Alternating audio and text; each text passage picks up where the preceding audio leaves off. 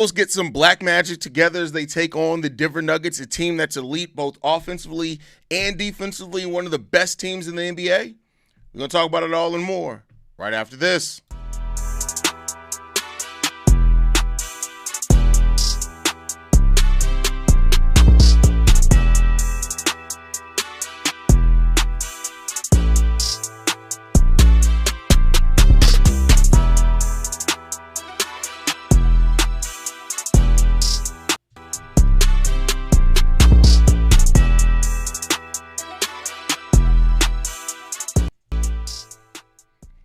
What's going on, Bulls fans? Welcome to another episode of Chicago Bulls Central, your number one spot for everything Chicago Bulls related. I'm the host there, Haize, but more importantly, you guys can follow the channel at Bulls Central Pod on every social media platform we happen to be on. With that said, let's go ahead and get into that content for today, y'all. And yeah, man, Chicago Bulls are taking on the Denver Nuggets today.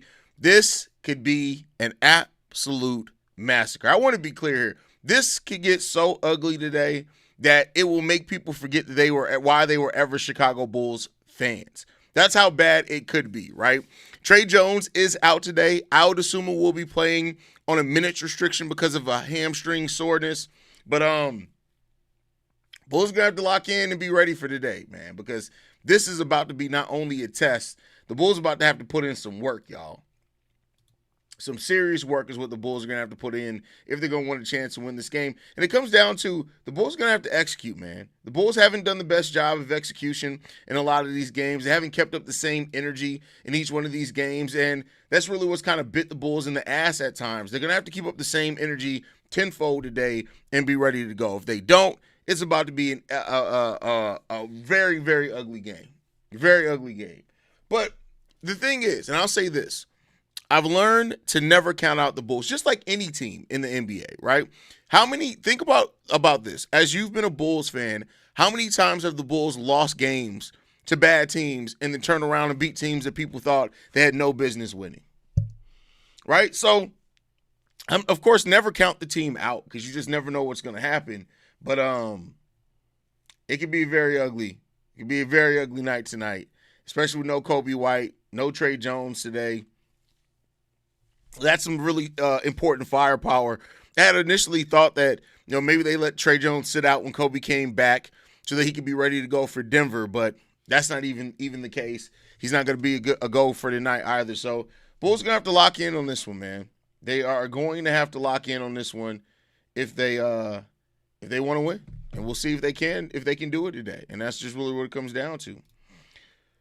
Caesar says, going to the game tonight, go Bulls. We had a late one last night. Exactly. I'm exhausted. I'm not even finna lie to y'all. We seen the Bears game and the Bulls game yesterday. That Bears game was just like the Bears like to keep everything very frustrating. And then that Bulls game, which was frustrating as well. So let's see what we can do. 6-7 is crazy. I can't escape that, man. It's crazy. No Michael Porter Jr. no more. They going. Have you watched them today? Have you watched them? I mean, this season? Sydney says, I'm starting to lose my excitement for this team. Losing streaks happen, but not like this. If this is how the season goes, it's going to be rough. My energy has already shifted to the Bears. I don't know what that's like. I'm gonna be honest with you. I'm a lifelong Bulls fan. I've been through a lot of shit. I never get to the point to where I'm like, I have trouble getting excited. I'm always excited about watching Bulls basketball. I think our lack of execution revolves mostly around lack of adjustments by coaching. No, it comes down to more than that. Like, everything isn't coaching. Like, I'm not saying that coaching has not played a part in the Bulls' losses or anything like that. I'm not saying anything crazy like that. But this comes down to players making dumbass decisions. You can draw up the most amazing playing scheme in the world, but if your players make dumbass decisions, some of that's going to hurt you. So I can't say it's all coaching. Now, I'm not saying coaching doesn't have a part either. I'm just saying it's not all coaching. If the Bulls are not going to be winning games, I expect Noah to get minutes. Yes, he's young, but he should be getting some minutes. Well, we've talked about this heavily, Cole. Even if he got some minutes, what is he going to do? Go out there, run up and down the court, maybe get the ball every once in a while. Playing in the G League, he's able to work on every part of his game. He's able to have the ball in his hands, have times where the offense is going through him. Keep in mind, the Bulls aren't planning on losing these games. It's very different when you go in games trying to win than planning to just be like, well, we'll see what happens. So, it's not that the Bulls are going in this like, oh, yeah, we're about to go on a 5-game losing streak. That's not the way that they prepared for that.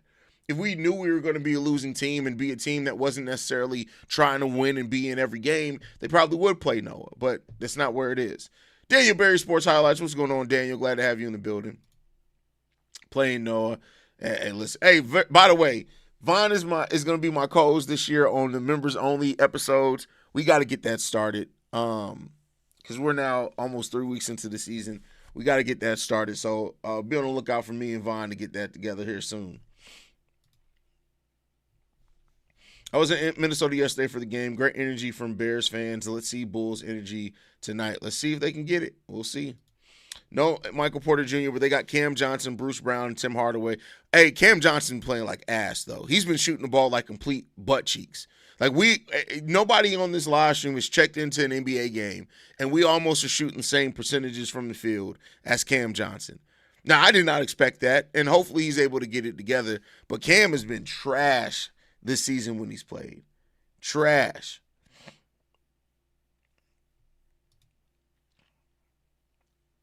Remember when the Bulls were above 500? Felt like it was just yesterday.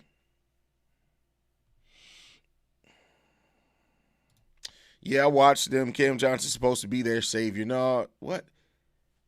Y'all say some I'm just going to be frank. This may get this episode demonetized. Y'all say some retarded shit. Like I'm just going to be 100% honest with y'all. I don't know if y'all say it to be funny, but it don't come off funny. It comes off dense and retarded. That's how it comes off. Like real talk. Haize, but yes, but in situations you have to make the right adjustments, such as when it's time for defense. You got to put your best defenders on when it's time. Yeah, it's not that simple. Listen, we like to simplify the game.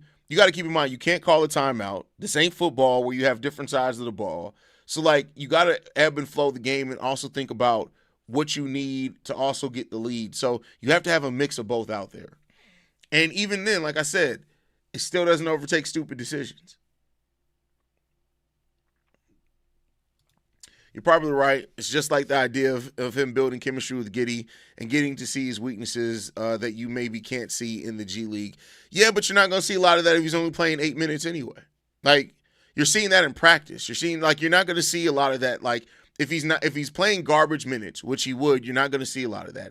And Giddey's the type of player you don't need a bunch to see your chemistry with Giddey because Giddey adapts to who he's out there with. Giddey is good enough of a player that he's going to be able to find and learn your tendencies. So when Noah is in the game, and it's not like Noah's going to be doing anything too crazy right away either. So it's about development. He's the youngest player in the NBA. Literally, it's going to be players older than him in the draft for probably the next 3 or 4 years. He just is. Reginald says, what up, big bro? The question, do you think that Josh and Kobe will be able to take well, Kobe's not playing tonight. Remember, Kobe's not playing back-to-backs. So he's probably not going to play back-to-backs at all this month. So Kobe's not playing tonight. So it's going to come down a lot to Giddey. It's going to come down to players needing to lock in and do what they need to do tonight. Ain't that playing Noah coincides with people thinking it could be a losing move? Billy got to try something different. I like how aware he is on the court and the energy he plays with. I want to see it. Yeah, but here's the thing. Like I said, he's not going to pass up anybody in the rotation that he's above. He's just not going to. So even if he did play, you're talking about very minuscule minutes.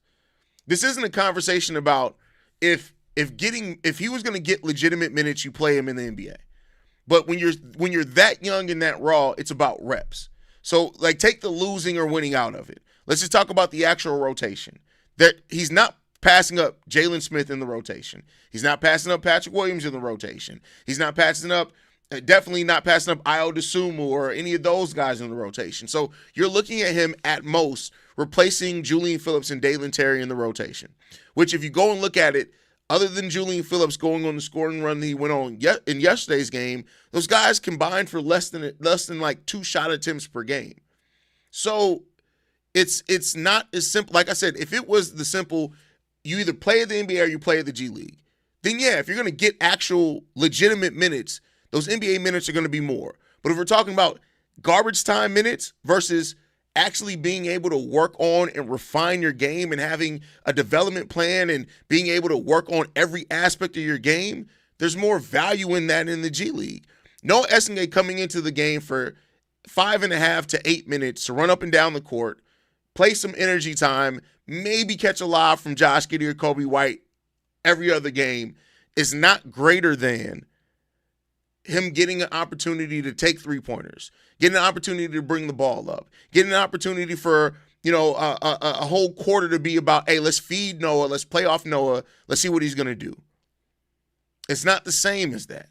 I get it. We all want to. I would love to see what this is, and this isn't about me saying I want to see Noah or not. I would love to see Noah Essengay get some time. I would love to see that.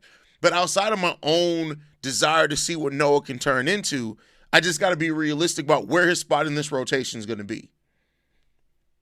Like, Modest wasn't even getting double-digit minutes consistently at the start of the season. She's not. As a mate says, what up, Haize? Sorry, a bit late. Is Ayo confirmed to be playing? I saw he was questioned. Yes, he is confirmed. He will be on a minutes restriction today, but he is playing. He is playing. Trey out, Zach out, Kobe out. Yeah. Bring Javon Freeman Liberty over from do y'all watch? See, this is how I know some of y'all don't pay attention to shit. Javon Freeman Liberty is playing over in, I believe, the NBL in Australia. Like real talk. If y'all gonna say shit, at least know what the fuck y'all talking about. He's not even in the NBA, my boy. So what do you want to do? He's not in the NBA. He's not in the G League. He's making money playing overseas.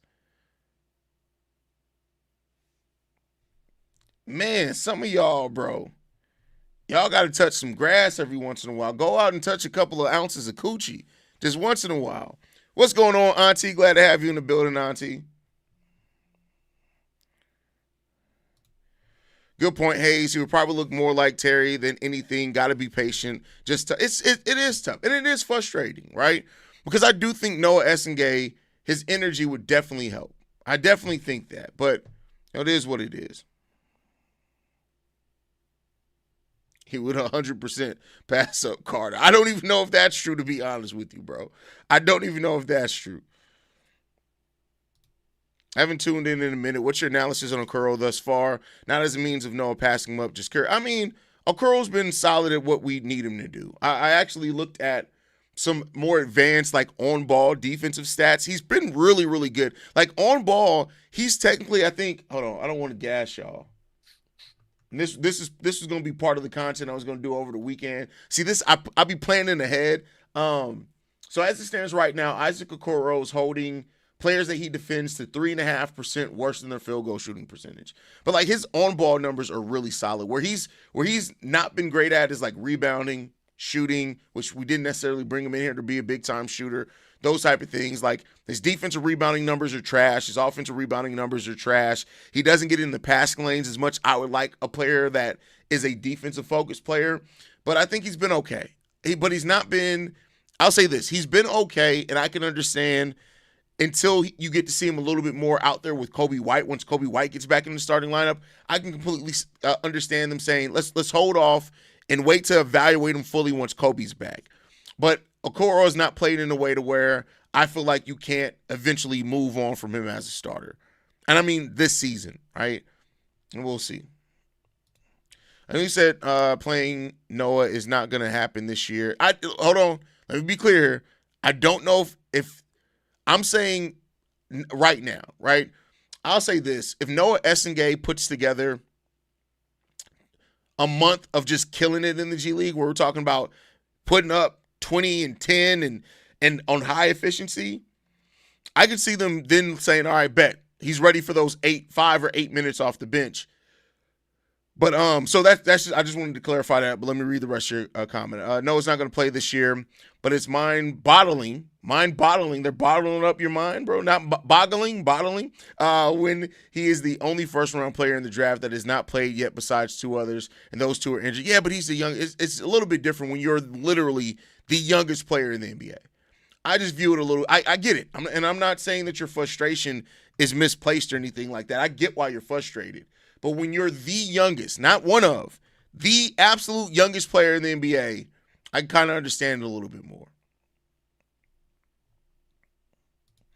Do the Bulls have the best scoring bench in the NBA? So I don't think it's the best anymore. We were for a while there. I'd have to check on that. I think we're still probably top 5, but I don't think we're the best right now. You're right. I don't think he would surpass those guys today, but with Modest, we at least got to see some of the good stuff that eventually led to that. They're doing it a little slower with Noah. Yeah, I think it's just because of the age. Like Modest was at least 20, right? And Modest, he played in the G League and stuff like that. So I think that there's a little bit of that there too. But I also think the state of this team is different in their minds. I think that they feel they're in a different level of even where they were at the start of last year of trying to be competitive in the East. And at least at the start of the season, it looked like that was true. Now, after a 5-game losing streak, where the Bulls technically right now, if the playoffs were to start today, wouldn't even be in the play-in, it's a little bit more stressful with that, right? But we'll see. We'll see. I think he should take Hunter's minutes. Well, luckily, we don't have somebody named Hunter on the team for him to take those minutes, so I work with a bunch of remote workers from Denver, and they are going to roast tomorrow if the Bulls get. Oh, well, listen. There you go. There you go on that one.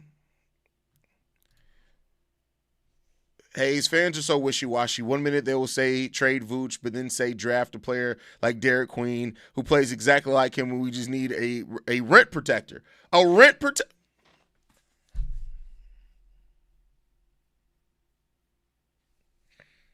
Shay, if you broke, just say that, bro.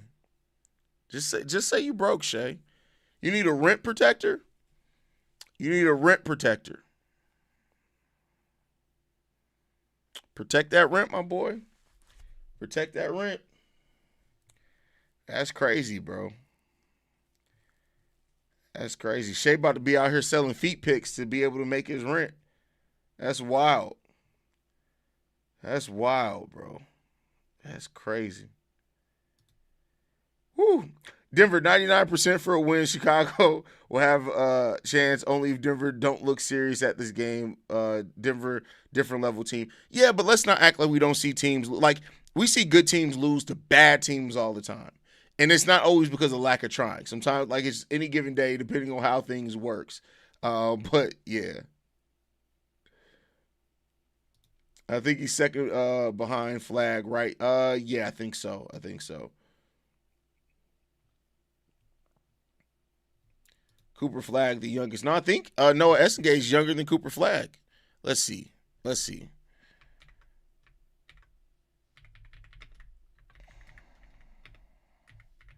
Let's see.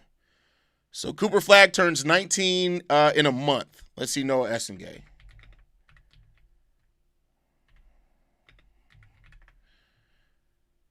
Oh, he's older than Cooper Flag by 3 days. 3 days. So technically, yes, Cooper Flag is younger. He's older than Cooper Flag by 3 days. 3 days.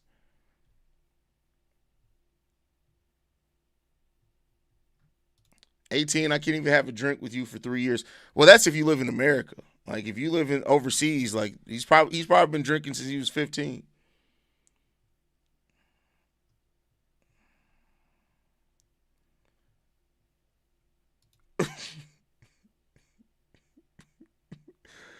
Oh man.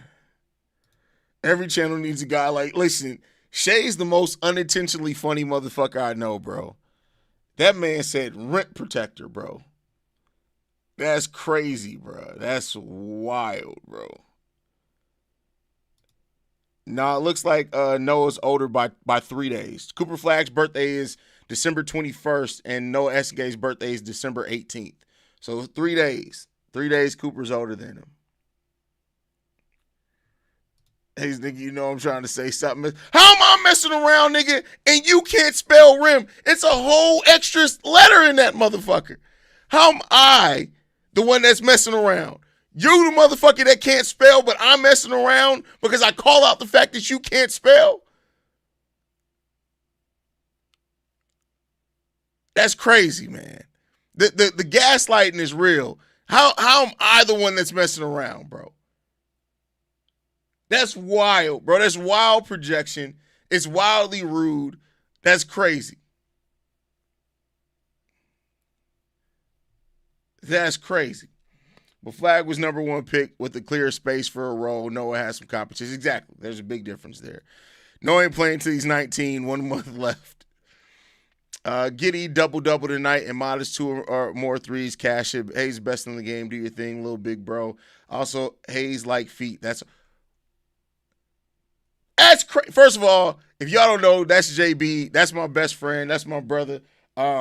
Who's supposed to be my co-host on NBA Central. But JB does this thing where he'll be really, really consistent for 2 weeks, and then the nigga disappears for a month and a half. Y'all go put in the comment section right now, JB, show up for work, you motherfucker. Do that for me. JB, show up for work, you motherfucker. Literally. Like, I created NBA Central for me to do a show with this nigga. And he don't show up to work. That's crazy. But no, I appreciate you, bro. I love you, man.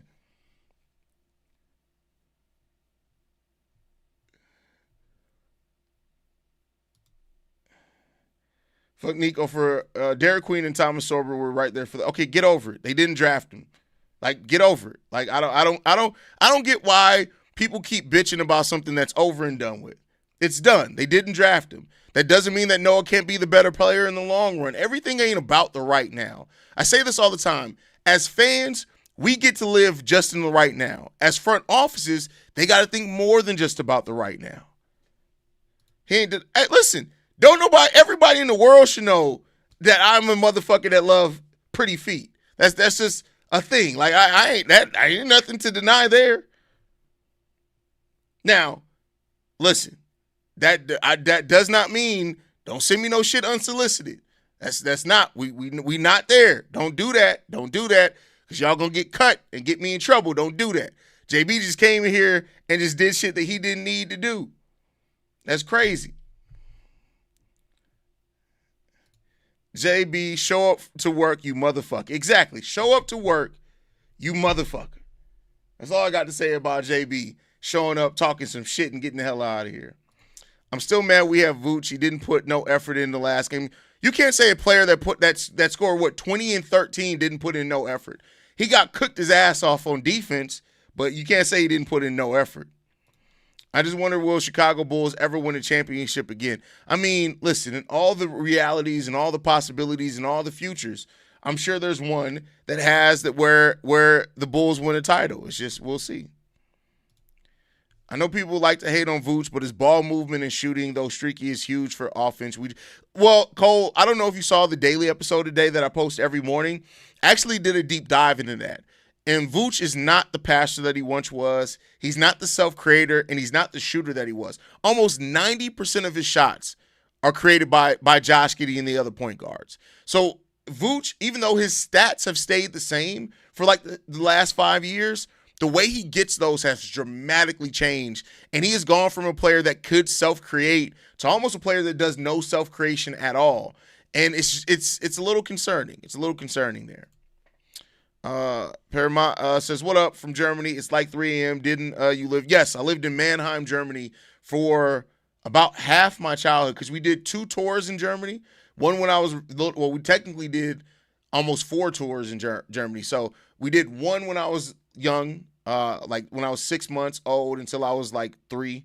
And then we went back and then we did like 5-6 years there before eventually moving to Italy. So yeah, I did a lot there. In that case, good. Yeah, it's definitely changed for Vooch. And I used to be like you too. I used to always defend Vooch and say, well, you know, his shooting, yeah, he's not much defensively, but his offense brings so much for the Bulls. And seeing the numbers that I saw today was like, Maybe bringing in a defensive-minded center that's still going to need the point guards to create a lot for him isn't necessarily that much of a fall off now. So we'll see. We'll see. Do you think Jalen Smith can be a lob center for Giddey and Trey if he stops standing behind the three-point line?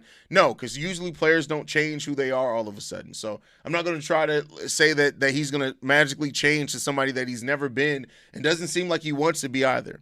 We got rid of Zach when, we live in a world where two things can be true at the same time.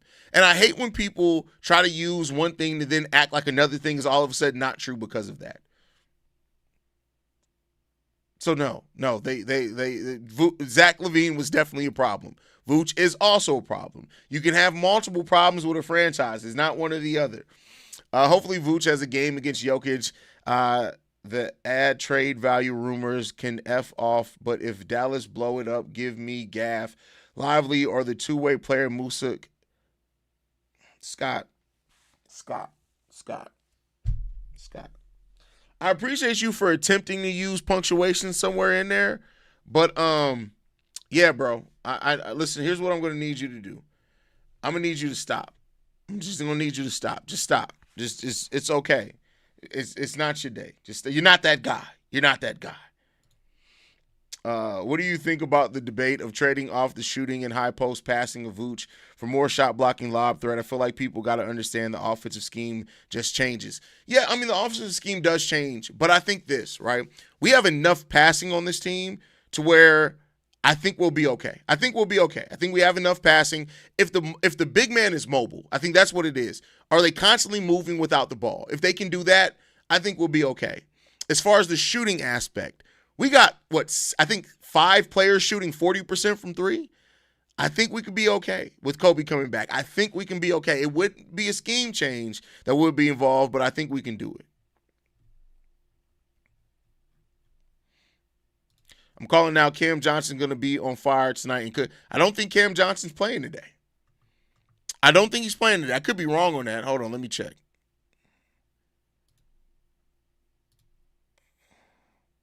It's listed as questionable. Questionable.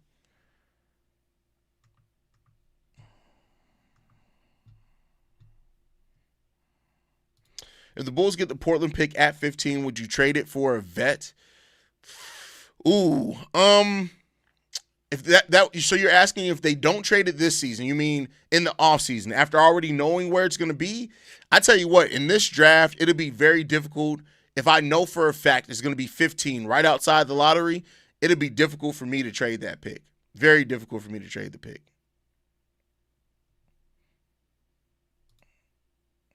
Maybe we need to just make you and Pat suit up and go out there and play some basketball for the team. No, I'm good on that. Now, if you need me to shoot somebody, I can do that. You need me to fight somebody, I can definitely do that. I ain't got time to be out here playing with these motherfuckers, bro.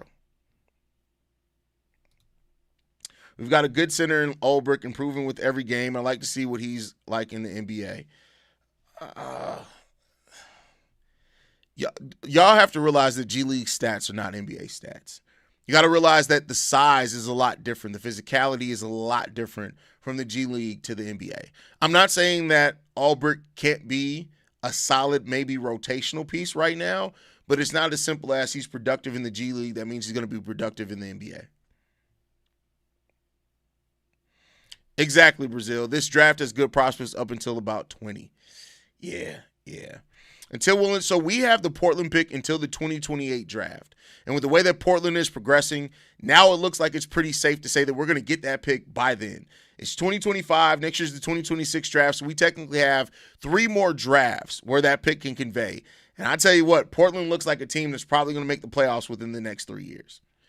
Probably looks like they're going to do that. So that is now a valuable piece for the Chicago Bulls for sure. But all right, y'all, get ready to wrap it up, man. We will be – so C-Dub is out for the game.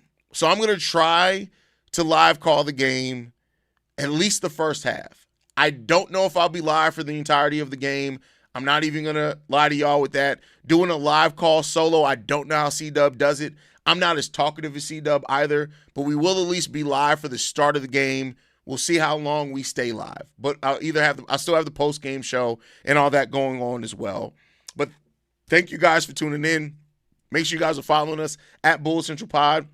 By the way, you guys can donate to the Shay Hooked on Phonics Fund. We are going to get him a Hooked on Phonics tape in 2025 so he can learn to sound out those words, enunciate a little bit better, and then his voice to text can help him, with that. He already got rent protection. Now we need to get him language protection. That's what we're looking for. We're trying to get Shay some language protection to help him communicate a little bit better.